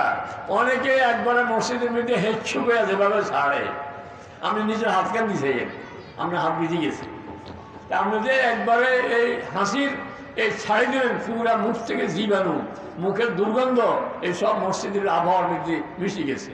যদি সেজদার মধ্যে করে থাকেন এই বিছনার মধ্যে সব লেগে আছে, তাইলে তো বহু জীবাণু বিছনার মধ্যে লাগিয়ে থাকিল। এই জন্য হাসি দেওয়ার সময় কিছু দিয়ে মুখে রুমাল হোক কিছু হোক মুখে এভাবে বন্ধ করে তারপরে হাসি দিবেন। এটা ঘরে কিন্তু অভ্যাস করবেন। আমার মা বোনরা অনেক সময় পাঠ করে চুলের দুয়ারে হাসি আসে, হাসি দিলে হাসিটার এই মুখের এই সমস্ত ময়লা আবর্জনা জীবাণু ভাতের মেঝে তরকারি মেঝে লাগে না। এই জন্য ওনাদের তো কোনো সমস্যা না, কাপড়ের কোনো অভাব নাই। শাড়ি ফেললে শাড়ি 12 হাত শাড়ি আমাদের সেই কত বড়, আর যদি 3 পিস পরে মনে আছে।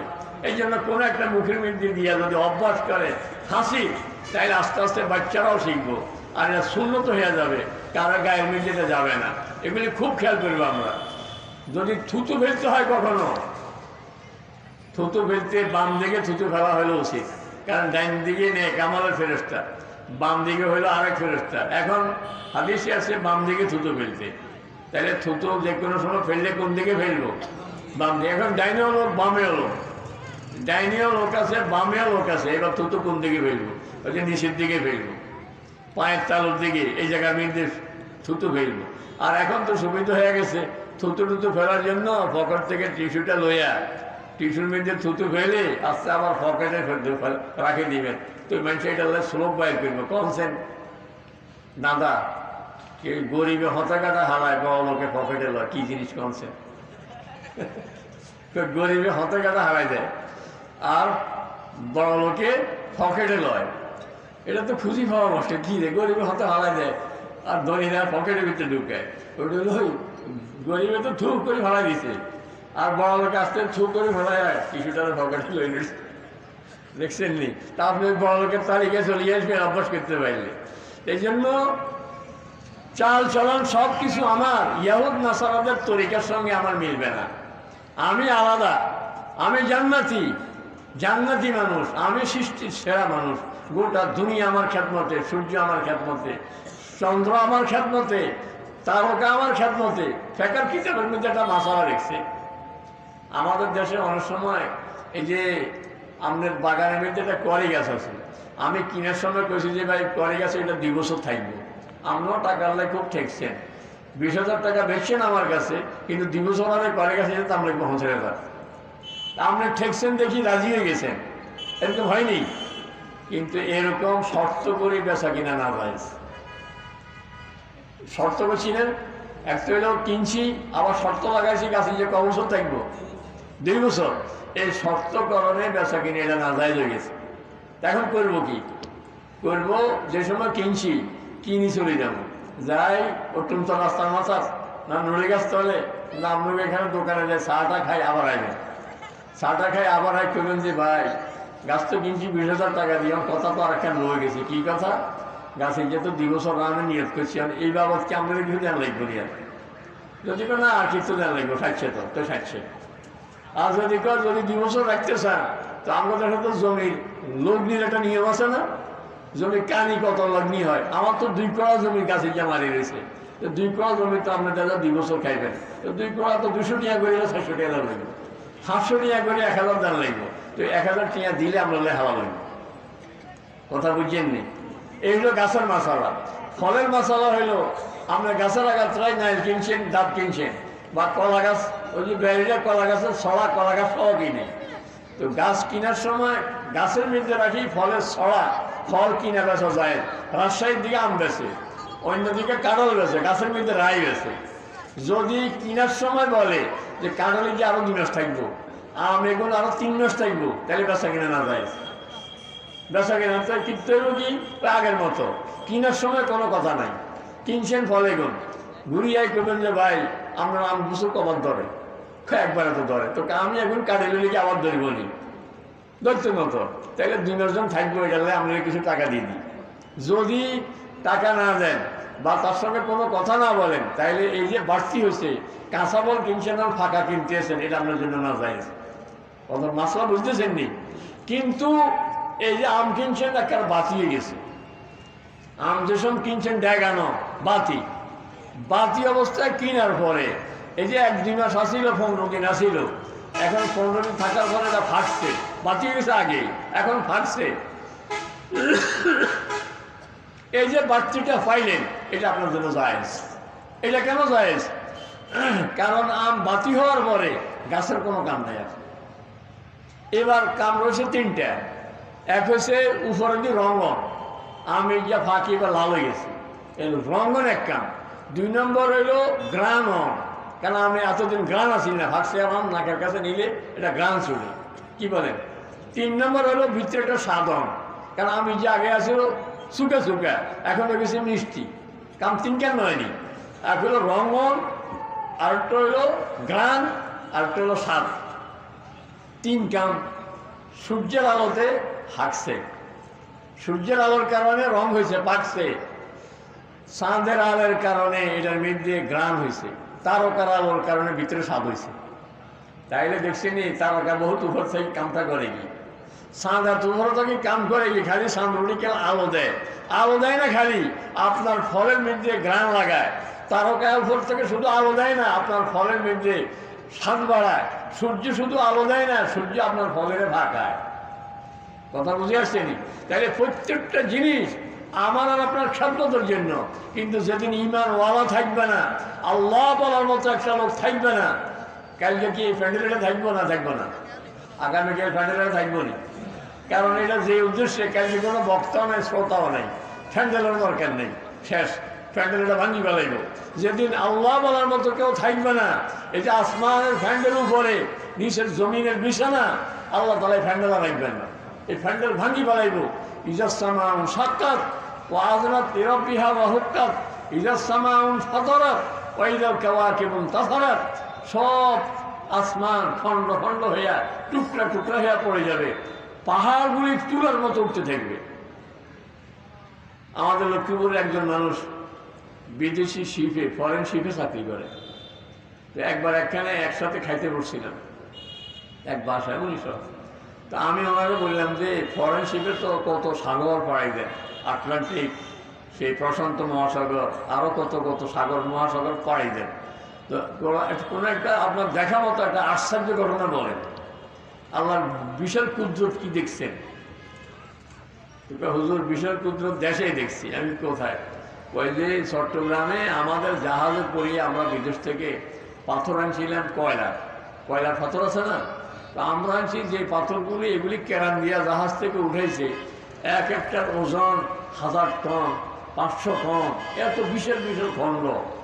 ওই যে একবার যে চিটাঙের দিকে, উড়িষ্যার দিকে বন্যা হলো না, ওই বন্যায় আমাদের জাহাজটা লঙ্গর টঙ্গর ছুটি, লাডিম যেরকম ঘুরে, লাডিমের মতো ঘুরতেছিল। আর পায়ের দিকে তাকায় দেখলাম যে পাথরের যে কেরান দিয়া যে টুকরোগুলি উঠেছে, মনে যেন কাগজ উড়ে যেতে আছে, কাগজের মতো উড়ে যেতে আছে। বুঝলাম যে আল্লাহ তাআলা কত বড় কুদরতওয়ালা। তখন বুঝে আসছে যে কিয়ামতের দিন পাহাড় যে তুলার মতো উঠবো, তুলার মতো উঠবো কেমনে, আল্লাহ তাআলা এই দৃশ্য দেখাই দিচ্ছে। এই জন্য গোটা দুনিয়া শেষ করে দিবেন আল্লাহ তাআলা। কারণ প্যান্ডেলের দরকার নাই, এই মঞ্চের দরকার নাই, এই সব কিছু আপনার আর আমার খেদমতের জন্য।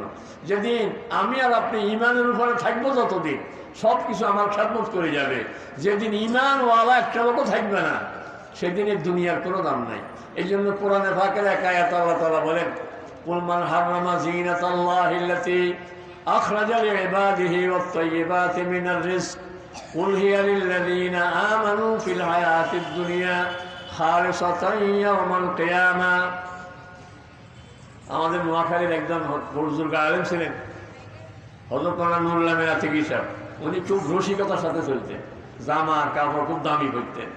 একবার কে জানি স্লিপ দিছে, হুজুর আপনার এত দামি জামা পরেন যে এটা কি অপচয়ের মধ্যে পড়বে না? কথা বলছেন নি? আপনি যে এত দামি জামা পরেন, এটা কি অপচয়ের মধ্যে পড়বে না? উনি তখন এই আয়াতটা বললেন, এরে আল্লাহ তাআলা গোটা দুনিয়া বানাইছে তো আমাদের জন্য, তোরা তো আঙ্গুল ছিলে খাইয়ে না যাস। শ্বশুর বাড়ির খানা এটা কারো ছিলে করছে, দুলেরও ছিলে নয়নি। আজে আরো 100-500 লোক খায়, কারো ছিলে খায়, দুলেরও ছিলে খায়। দুলে যদি না থাকে তো কোনো খানা আসেনি। যদি কোনো মেম্বার সাহেব সবাই গাইছি, কেবল না থাকে এরা, এগুলো আরেকদিন খাওয়াবো। ওই আমি দুলে কই, তো দুলে তো আইতো না, তাহলে কেউ আমরাও বাড়ির দিকে যান। তাহলে সব আয়োজন দুলের জন্য। আল্লাহ তাআলা বলেন এই সব নাজ ও নেয়ামত ঈমানদারের জন্য দুনিয়াতে। তবে ইমানদার উসিলা অন্যরা খায়া যায় খালে সতাইয়াল কেয়ামা। তবে কেয়ামতের দিনে কোনো উসিলা মুসিলা চলত না, সেদিন ইমানদারেই খাবে, কাফররা কোনো ইমানদার উসিলা খাইতেও পারত না। বরং কাফররা জাহান্নাম থেকে বলবে আফিদু আলাইনা মিনাল মা আও মিম্মা রাযাকাকুমুল্লাহ। জান্নাতীর জাহান্নামীরা জান্নাতীদেরকে ডেকে ডেকে বলবে ভাই কিছু পানি দেন না, করে আপনাদেরকে আল্লাহ কত নিয়ামত দিয়েছে, কিছু ফাড়ান না। তখন বলবে ক্বালু ইন্নাল্লাহা হারামাহুমা আলাল কাফিরিন। বলবে যে এগুলি তো কাফেরদের জন্য আল্লাহ হারাম করে দিয়েছে। আজকে আপনার দুনিয়া আঙ্গুল ছিলে বহুত খাইছে। এই জন্য সব কিছু আপনার আর আমার খেদমতের জন্য। আমি আর আপনি যত বেশি আবাদতে লাগবো তো আল্লাহ তাআলা আমার আর আপনার উপরে রাজি হইয়া সব কিছুকে আরো বেশি খেদমতের মধ্যে লাগাই রাখবে। আল্লাহ তাআলা আমাদের সকলকে তৌফিক দান করুক। তাহলে কথাগুলি মনে থাকতো তো ইনশাআল্লাহ। শেষ যে 3 কথা বলছি বাচ্চাদেরকেও শিখাইব। কি কি? ডাইন বাম মনে থাকবো তো, নিজেরাও শিখবো।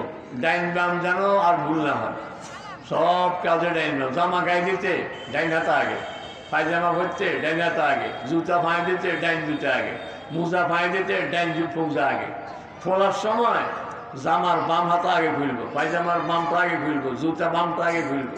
কথা বুঝে আসছে না? ঘরে ঢুকতে ডাইন পা দিয়া ঢুকবো, বাইরে হইতে বাম পা দিয়া বাইরে আসবো। ঘর থেকে বের হইতে বিসমিল্লাহি তাওয়াক্কালতু আলাল্লাহ লা হাওলা ওয়ালা কুওয়াতা ইল্লা বিল্লাহ। বাচ্চাদেরকে ছোটবেলায় স্কুলে ভাড়াতে আছে, মা দোয়া পড়ে বাচ্চাকে দিয়ে দিব, বাবু পড়া আমার সাথে বিসমিল্লাহি তাওয়াক্কালতু আলাল্লাহ ওয়ালা হাওলা ওয়ালা কুওয়াতা ইল্লা বিল্লাহ। এই যখন এই দোয়াটা পড়ে একজন ফেরেশতা বলতে থাকে লাকাদ হুদিতা ওয়া কুফিতা, তুমি সঠিক দোয়াটা পড়ছো, তোমার জিম্মাদার আল্লাহ তাআলা হয়ে গেছে। কাজে দোয়া পড়ে দিলে মার আর টেনশন নাই। বাচ্চারা দিছি নুরানি মাদ্রাসায় পাঠাইয়া, বাচ্চারা দিছি স্কুলে পাঠাইয়া, দোয়া পড়াইয়া দিছি, তার হেফাজতের জিম্মাদার কে হবে? পরিচিত রিক্সায় হেফাজত করতে পারবে না, তার সাথে চাচা গেছে ভাই গেছে হেফাজত করতে পারবে না যদি আল্লাহ তাআলা হেফাজত না করে। কারণ হতে পারে চাচা ভাতিজা দুজন অ্যাক্সিডেন্ট করছে, হতে পারে না। কিন্তু দোয়াটা পড়ে বাইরেবেন যে বিসমিল্লাহি তাওয়াক্কালতু আলাল্লাহ ওয়ালা হাওলা ওয়ালা কুওয়াতা ইল্লা বিল্লাহ। এটা কি খালি বাচ্চাদের জন্য না নিজেদের জন্য? নিজেদের জন্য লাগবে। এর 1 নম্বরে ডাইন পা ঠিক করা, 2 নম্বরে বেশি বেশি সালাম দেওয়া, পথে গাড়ে সবাই সালাম দিব। এখন অনেকে কয় হুজুর চিনি না, আমার হিন্দু না মুসলমান কেমনে বুঝতাম? আপনি হিন্দু হোক আর মুসলমান হোক, যখন চিনেন না দিয়েন সালাম। কারণ এই দেশের মানুষ 90 জন তো মুসলমান, আপনি 10 জন হলে বাঁচতে যে এত 90 জন হারাইবেন। সালাম দিতে থাকেন, যদি কোনো হিন্দু আপনার সালাম হয় আপনি সওয়াব পাইবেন, এতে জবাব না দিলে না হইবে।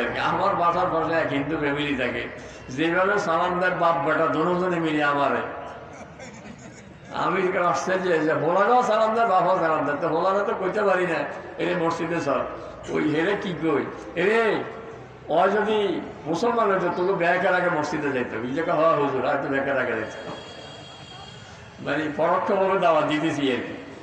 এখন ওই যে বাবাও সালাম দেয়, ছেলেরাও সালাম দেয়, আমি আর এখন সালাম দেওয়া লাগে না, হেরে আগে সালাম দেয়। আপনি কোনো অমুসলমান যদি অপরিচিত পরিচিত কোনো অমুসলমান যারা আপনি চিনেন, শরীয়তের মাসালা হলে তাকে আগে সালাম দিবেন না, তাকে আগে সালাম দিবেন না। আর হে যদি আপনারা একেবারে সুন্দর করে আসসালামু আলাইকুম, অথবা আপনারা বলছে নমস্কার, আপনারা বলছে আদব, আপনি কি বলবেন? হাদিসে আসছে আপনি বলবেন ওয়ালাইকুম, একটু খালি ওয়ালাইকুম, মানে তুমি আদব বলি কি বুঝেছো আমি বুঝি না, যেটা বলছো যদি ভালো হয় আল্লাহ তোমার এটা দেখ, তুমি আমার জন্য যা বলছো আল্লাহ তোমারও এটা দেখ। নমস্কার বলি কি বলছো কে জানি, যদি এটা অর্থ ভালো হয় তো আল্লাহ তোমারও, তুমি আমার জন্য যেভাবে ভালো চাইছো আল্লাহ তোমারও ভালোটা দেখ। এই জন্য একজন বলবেন ওয়ালাইকুম, কথা বুঝে আসছেনি। আর মুসলমান হয়ে তো বুঝবে নেই, আর যদি বুঝলেন না হিন্দু না মুসলমান, তাহলে মুসলমান ধরিয়ে যেতে দেশে বেশিরভাগ মুসলমান সালাম দিয়ে দিবেন আসসালামু আলাইকুম রহমতুল্লাহ। আল্লাহ তাআলা এই কথাগুলির উপর আমাদের সকলকে আমল করার তৌফিক দান করুন। ওয়া আখিরু দাওয়ানা আলহামদুলিল্লাহি রাব্বিল আলামিন।